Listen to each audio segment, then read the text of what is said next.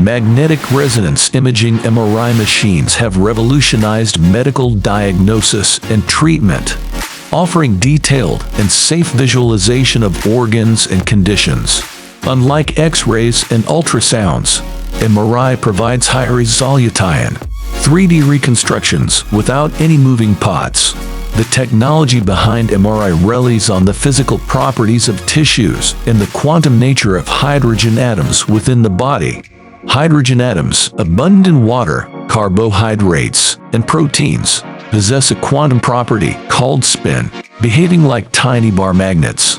Normally, their orientation is evenly distributed, resulting in a canceling effect. However, when exposed to a large external magnetic field created by the MRI machine, the distribution changes, aligning more atoms with the external field and creating an imbalance that produces the MRI signal. To manipulate these aligned atoms, the machine applies a tiny notch using a magnetic radio frequency pulse generated by coils inside the machine. This notch misaligns the hydrogen bar magnets, causing them to shift their magnetic field. Although the spins naturally want to realign with the machine's magnetic field, they decay in a spiraling motion before returning to their original position. This decay generates a changing magnetic field, which can induce currents in nearby wire coils, producing a detectable signal. MRI machines utilize the same coils to send the notch pulses and receive the signal from the body.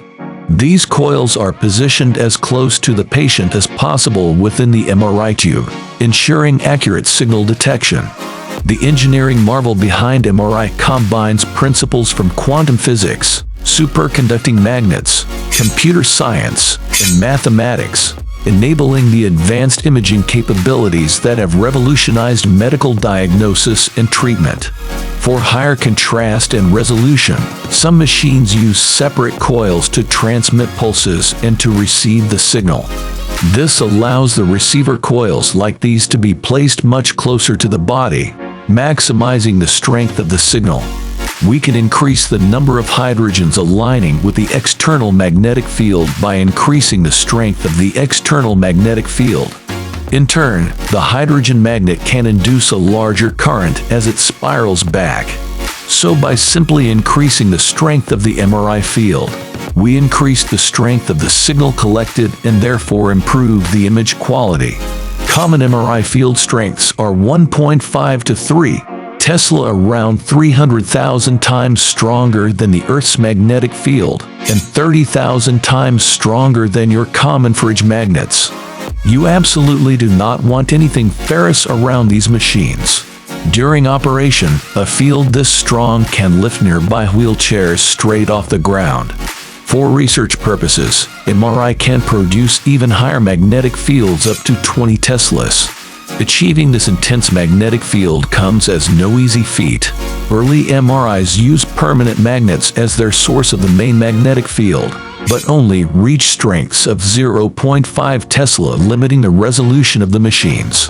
Electromagnets can be used to reach stronger magnetic fields, but standard electromagnets can't produce a 1.5 Tesla field. Higher magnetic field require higher electric currents that would melt ordinary wires. To achieve larger currents in the wires, engineers required superconducting coils, superconductors. Air and another key technology. Temperature affects all metallic conductors, with resistance gradually lowering with temperature.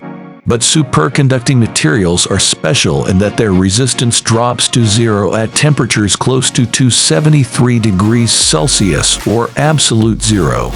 In theory, when this happens, an electric current could travel in a loop of superconducting material indefinitely, never needing a power source. In reality, this means that the main superconducting coil in MRI does not consume any power directly. Rather, the main consumption of energy is just to keep the coil cooled down so the current will travel endlessly, leaving the MRI magnet permanently on. The energy needed to run an MRI for a full year is equivalent to 25 four-person households, around 130,000 to 140,000 kilowatt hours per year. The most common superconducting material in MRIs is niobium titanium. The demand for high-resolution images is so large that 80% of all the niobium titanium we extract from the Earth goes into MRI machines to achieve the incredibly low temperatures needed for superconductivity. We need a very cold refrigerant. Early MRI machines used to submerge their superconducting wires in a bath of liquid helium, pouring 1,000 liters of liquid helium at 269 degrees Celsius into the machine to cool the superconducting coil as close to absolute zero as possible. Early MRI machines required regular refilling of liquid helium, as helium gas easily escaped into the atmosphere. Helium is extracted from underground gas caverns, but once released, it is lost to space. This costly and unsustainable method led to the development of vacuum-sealed chambers in modern MRI machines, eliminating the need for refills.